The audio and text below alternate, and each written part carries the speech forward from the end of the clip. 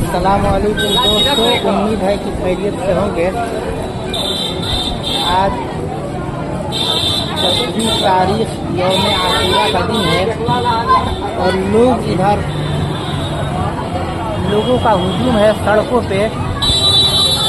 तो आइए इस हवाले से चंद अशआर आपके खिदमत में अर्ज कर रहा हूँ। मातम नहीं है कोई किस्सा हुसैन का,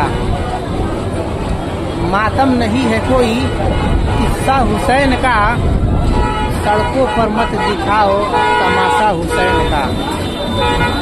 और कुरान ये कह रहा है कि जिंदा है सब शहीद, कुरान ये कह रहा है कि जिंदा है सब शहीद और तुम निकालते हो जनाजा हुसैन का। ये आशूरा का दिन है और ये लोगों का हुजूम है ये सड़कों पे। सोचा कुछ अशआर आपके खिदमत में अर्ज कर दूँ। बस अस्सलाम वालेकुम।